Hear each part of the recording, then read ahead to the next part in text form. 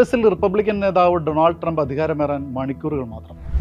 ചരിത്രജയം സ്വന്തമാക്കിയാണ് Trump S പ്രസിഡന്റായി സ്ഥാനമേൽക്കാൻ തയ്യാറെടുക്കുന്നത്. ഗ്രോവർ ക്ലീവ്ലൻഡിന് ശേഷം തുടർച്ചയായല്ലാതെ രണ്ടാം തവണയും അധികാരത്തിലേറുന്ന രണ്ടാമത്തെ പ്രസിഡന്റാണ് ട്രംപ്. ആദ്യ ഭരണകാലത്തിന് ശേഷം നേരിട്ട തിരിച്ചടികൾക്കെല്ലാം മിന്നും ജയം കൊണ്ട് കണക്ക് തീർത്താണ് ലോകത്തിലെ ഏറ്റവും കരുത്താർന്ന അധികാര കസേരയിലേക്ക് ട്രംപ് മടങ്ങിയെത്തുന്നത്. അസാധാരണത്വമാണ് ട്രംപിന്റെ മുഖമുദ്ര. അത് വാക്കിലും പ്രവൃത്തിയിലും എല്ലായ്പ്പോഴും തെളിഞ്ഞു നിൽക്കും. ലോകരാഷ്ട്രീയത്തിൽ അതെങ്ങനെയാവും പ്രതിഫലിക്കുക?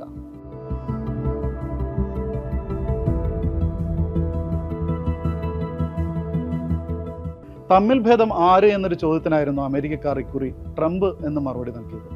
2016 ആദ്യ ഭരണകാലത്ത് വീണ്ടും വിചാരമില്ലാത്ത നയങ്ങളും ബെല്ലും ബ്രേക്കുമില്ലാത്ത അഭിപ്രായ പ്രകടനങ്ങളും കൊണ്ടാണ് ട്രംപ് ശ്രദ്ധിക്കപ്പെട്ടത്. അതിനെതിരെ ജനം വിധിയെഴുതിയപ്പോൾ അത് അംഗീകരിക്കാൻ തയ്യാറാകാതെ തെരഞ്ഞെടുപ്പ് അട്ടിമറി ആരോപിച്ചു. ക്യാപിറ്റോൾ ഹില്ലിലേക്ക് അക്രമം അഴിച്ചുവിടാൻ അണികളോട് ആഹ്വാനം ചെയ്തു. സകല അടവും പയറ്റി ഒടുവിൽ തോൽവി സമ്മതിച്ച് പിൻവാങ്ങിയ മുൻ പ്രസിഡന്റ് 2 തവണ ഇംപീച്ച്മെന്റ് നടപടികൾ നേരിടുകയും 2 തവണയും കുറ്റവിമുക്തനാക്കപ്പെടുകയും ചെയ്ത പ്രസിഡന്റ് എന്ന ചീത്തപ്പേരും സ്വന്തം. ഏകാധിപത്യ പ്രവണതകൾ പ്രകടമാക്കി ജനാധിപത്യത്തിന് മേൽ ആക്രമണം അഴിച്ചുവിട്ട റിപ്പബ്ലിക്കൻ നേതാവിനെയാണ് അമേരിക്കൻ ജനത പ്രസിഡന്റായി തിരഞ്ഞെടുത്തിരിക്കുന്നത്.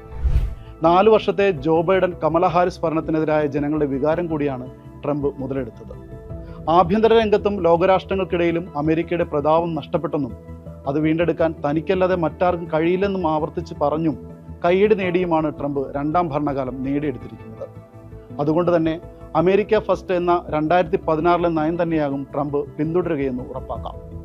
3 വർഷത്തോടടുക്കുന്ന യുക്രൈൻ റഷ്യ യുദ്ധം, 1 വർഷമായി തുടരുന്ന ഇസ്രായേൽ ഗാസ യുദ്ധം, കോവിഡ് മഹാമാരി പടർത്തിയ അനിശ്ചിതത്വത്തിൽ നിന്ന് പുറത്തു കടക്കാത്ത ആഗോള സമ്പദ്ഘടന. ട്രംപിന്റെ ആദ്യ ഭരണകാലത്തേക്കാൾ കലുഷിതമാണ് ആഗോള രാഷ്ട്രീയ ഭൂമിക. എസിന്റെ സൈന്യശക്തി വർദ്ധിപ്പിക്കുമെന്ന് വ്യക്തമാക്കിയിട്ടുണ്ടെങ്കിലും യുദ്ധ സാഹചര്യങ്ങൾക്ക് അറുതി വരുത്തുമെന്നാണ് ട്രംപിന്റെ പ്രഖ്യാപനം. ഗാസയിൽ വെടിനിർത്തൽ സാധ്യമാകുന്നതായ സൂചനകളുണ്ട്. ഇസ്രായേലും ഹമാസും വെടിനിർത്തൽ കരാർ അംഗീകരിച്ചതായാണ് റിപ്പോർട്ടുകൾ. ട്രംപും ഇക്കാര്യം സ്ഥിരീകരിച്ചിട്ടുണ്ട്. ഇസ്രായേൽ പ്രധാനമന്ത്രി ബെഞ്ചമിൻ നെതന്യാഹുവുമായി അടുത്ത ബന്ധം പുലർത്തുന്ന ട്രംപിനെ സംബന്ധിച്ചിടത്തോളം അതൊരു നല്ല തുടക്കമാണ്. എന്നാൽ മേഖലയിൽ നെതന്യാഹുവിന്റെ നയങ്ങൾ ശക്തി പ്രാപിക്കാൻ ട്രംപിന്റെ വരവ് കാരണമായേക്കുമെന്ന ആശങ്കകൾ ഉയരുന്നുമുണ്ട്. മാത്രമല്ല, കടുത്ത ഇസ്രായേൽ അനുകൂലിയെന്ന് സ്വയം വിശേഷിപ്പിച്ചിട്ടുള്ള ട്രംപിൽ നിന്ന് പലസ്തീനും ഇറാനുമൊക്കെ നന്മ പ്രതീക്ഷിക്കണമോ എന്ന ചോദ്യവും ബാക്കിയാണ്. അധികാരത്തിലേറെ 24 മണിക്കൂറിനുള്ളിൽ അവസാനിപ്പിക്കുമെന്ന് പ്രഖ്യാപിച്ച യുക്രൈൻ റഷ്യ യുദ്ധത്തിന്റെ കാര്യത്തിൽ തീരുമാനമായിട്ടില്ല. മാസങ്ങളോ ചിലപ്പോൾ വർഷമോ വേണ്ടി വന്നേക്കുമെന്നാണ് ട്രംപിന്റെ ഉപദേഷ്ടാക്കൾ തന്നെ നൽകുന്ന വിവരം. റഷ്യൻ പ്രസിഡന്റ് വ്ളാഡിമിർ പുടിനുമായി ചേർന്ന് നിൽക്കാൻ താല്പര്യപ്പെടുന്ന ട്രംപ് യുക്രൈന് സാമ്പത്തിക സൈനിക സഹായങ്ങൾ നൽകാൻ തയ്യാറായേക്കില്ല. അത്തരമൊരു സാഹചര്യത്തിൽ യുക്രൈൻ യൂറോപ്യൻ യൂണിയനോടും മറ്റ് സഖ്യകക്ഷികളോടും അടുക്കാനുള്ള സാധ്യത ഏറെയാണ്. അതുകൊണ്ട് റഷ്യയുമായുള്ള സമവായ ചർച്ചകൾക്ക് യുക്രൈനുമേൽ ട്രംപ് ഭരണകൂടം സമ്മർദ്ദം ചെലുത്തിയേക്കാം. യുക്രൈൻ പ്രസിഡന്റ് വോളോഡിമിർ സെലൻസ്കിയെ നിരന്തരം വിമർശിക്കുന്ന ട്രംപിൽ നിന്ന് അതിൽ കൂടുതൽ പ്രതീക്ഷിക്കാനാവില്ല. ഇതിനോടകം റഷ്യ കൈയടക്കിയ ഭൂപ്രദേശങ്ങൾ യുക്രൈന് തിരിച്ചു കിട്ടുമോ എന്നും കണ്ടറിയണം. വിദേശ നയം സംബന്ധിച്ച് കൃത്യമായൊരു മാർഗരേഖ ഇല്ല എന്നതാണ് ട്രംപിനെതിരായ പ്രധാന വിമർശനം. ട്രംപിന്റെ ആദ്യ ഭരണകാലത്തെ വിദേശ നയങ്ങളെയും രാജ്യാന്തര ഇടപാടുകളെയും ഒരു പിടി ജയവും അതിലുപരി പരാജയവും എന്നാണ് ഹാർവാർഡ് സർവകലാശാലയിലെ പ്രൊഫസർ സ്റ്റീഫൻ വോൾട്ട് വിശേഷിപ്പിച്ചത്. ട്രംപിന്റെ ആദ്യം അമേരിക്ക എന്ന നയം പൊട്ടിപ്പാളീസായി അമേരിക്ക ഒറ്റയ്ക്ക് എന്ന അവസ്ഥയിലേക്ക് എത്തിയെന്നാണ് ഒബാമ ഭരണത്തിൽ നിയമനിർമ്മാണ വകുപ്പിൽ ഡെപ്യൂട്ടി അസിസ്റ്റന്റ് സെക്രട്ടറി ആയിരുന്ന ജോയൽ റൂബിൻ വിമർശിച്ചത്. രാജ്യങ്ങളോടും രാജ്യത്തലവന്മാരോടും അന്താരാഷ്ട്ര സംഘടനകളോടുമുള്ള ഇഷ്ടാനിഷ്ടങ്ങൾ അനുസരിച്ചായിരിക്കും ട്രംപിന്റെ വിദേശ നയം. ഇസ്രായേലും റഷ്യയും ചൈനയും തുടങ്ങി നാറ്റോയുടെയും ലോക വ്യാപാര സംഘടനയുടെയും ലോകാരോഗ്യ സംഘടനയുടെയും കാര്യത്തിൽ അത് കണ്ടതാണ്. ചൈനയെ ശത്രുപക്ഷത്ത് നിർത്തുന്നതാണ് ട്രംപിന്റെ നയം. ചൈനയ്ക്കെതിരായ വാചക കസർത്തുകളായിരുന്നു ആദ്യ തിരഞ്ഞെടുപ്പിലും ട്രംപിന്റെ പ്രചരണായുധം. ആദ്യ ഭരണത്തിന്റെ അവസാന നാളുകളിൽ ചൈനീസ് ഉൽപ്പന്നങ്ങൾക്ക് ട്രംപ് ഭരണകൂടം ഭീമമായ തീരുവ ചുമത്തിയിരുന്നു. ചൈനീസ് ഉൽപ്പന്നങ്ങൾക്ക് പകരം തദ്ദേശീയ ഉൽപ്പന്നങ്ങൾ വാങ്ങാൻ അമേരിക്കൻ ജനതയോട് ആവശ്യപ്പെടുകയും ചെയ്തു. 2 സമ്പദ്ഘടനയ്ക്കും കോട്ടം വരുത്തിയ നയമെന്ന് അന്ന് പരക്കെ വിമർശനവും ഉയർന്നിരുന്നു. രണ്ടാം വരവിലും അത് മാറാനിടയില്ല.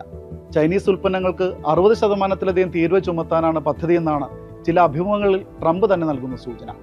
കനേഡിയൻ ഉൽപ്പന്നങ്ങൾക്ക് 25% തീരുവ ഏർപ്പെടുത്തുമെന്ന് പ്രഖ്യാപിച്ച ട്രംപ് മെക്സിക്കോ, ഇന്ത്യ ഉൾപ്പെടെ പ്രധാന വ്യാപാര പങ്കാളിയുടെ കാര്യത്തിലും സമാന നയം തന്നെ സ്വീകരിച്ചേക്കാം. അതേസമയം സൗദി അറേബ്യയുമായി കച്ചവട ബന്ധം ഉറപ്പിക്കുകയും ഗൾഫ് രാജ്യങ്ങളുമായി ഹ്രസ്വകാല കരാറുകൾ ഏർപ്പെടുകയും ചെയ്യാം. ആദ്യ ഭരണകാലത്ത് Vladimir Putin, recipe Tayyip Erdogan, Kim Jong Un, ജെയർ Bolsonaro എന്നിങ്ങനെ ലോക നേതാക്കളുമായി ട്രംപ് പുലർത്തിയ ചങ്ങാത്തം ശ്രദ്ധേയമായിരുന്നു. ഇതെല്ലാം ലോകരാജ്യങ്ങൾക്കിടെ വലിയ സ്വാധീനമുണ്ടാക്കുമെന്നായിരുന്നു ട്രംപിന്റെ ധാരണ. എന്നാൽ 2019 സിറിയൻ കുർദുകൾക്കെതിരെ സൈനിക നടപടി പാടില്ലെന്ന് ട്രംപ് എർദോഗന് കത്തെഴുതിയെങ്കിലും ആവശ്യം നിഷ്കരണം തള്ളുന്നതാണ് കാണാനായത്. യുക്രൈനെതിരായ ട്രംപിന്റെ പുതിയ നിലപാടുകൾ റഷ്യയോടുള്ള സമീപനത്തിന്റെ വെളിപ്പെടുത്തൽ കൂടിയാണ്. അന്താരാഷ്ട്ര സംഘടനകളുടെയും സഖ്യങ്ങളുടെയും കരാറുകളുടെയും കാര്യത്തിലും ട്രംപിന്റെ നയങ്ങൾ വ്യത്യസ്തമാണ്. എല്ലാത്തിൽ നിന്ന് പിന്തിരിഞ്ഞ് അവർക്ക് മേൽ സമ്മർദ്ദം കൊണ്ട് കോട്ട കിട്ടുന്നതാണ് റിപ്പബ്ലിക്കൻ നേതാവിന്റെ ശീലം. അതായത് ആഗോളതലത്തിൽ അമേരിക്കയുടെ പ്രതിച്ഛായ നഷ്ടപ്പെടുന്ന സംഘടനകളോടും സഖ്യങ്ങളോടും കരാറുകളോടും ട്രംപ് ഇനിയും മുഖം തിരിക്കും. തൻ്റെ ഭരണകൂടത്തെ വിമർശിച്ച ലോകവ്യാപാര സംഘടനയോടും ലോകാരോഗ്യ സംഘടനയോടുമൊക്കെയുള്ള പൊതുസമീപനം തന്നെയാവും നാറ്റോയോടും ട്രംപ് സ്വീകരിക്കുക. നാറ്റോയെ കാലഹരണപ്പെട്ട സംഘടന എന്നാണ് 2017 ട്രംപ് വിശേഷിപ്പിച്ചത്. പിന്നീട് ഈ നിലപാട് തിരുത്തിയിരുന്നു. വീണ്ടും അധികാരത്തിലെത്തിയാൽ നാറ്റോയ്ക്കുള്ള സാമ്പത്തിക സഹായം അവസാനിപ്പിക്കുമെന്നാണ് ട്രംപ് ഇപ്പോൾ അറിയിച്ചിരിക്കുന്നത്. ഏതെങ്കിലും അംഗരാജ്യം സൈനികമായി ആക്രമിക്കപ്പെട്ടാൽ മറ്റ് അംഗരാജ്യങ്ങൾ അവരെ രക്ഷയ്ക്കായി എത്തുമെന്ന നാറ്റോ നയത്തിനൊപ്പം നിൽക്കാനാവില്ലെന്നുമാണ് ട്രംപിന്റെ പക്ഷം. യൂറോപ്പിനെ ആകെ ഇത് ആശങ്കയിലാക്കിയിട്ടുണ്ട്.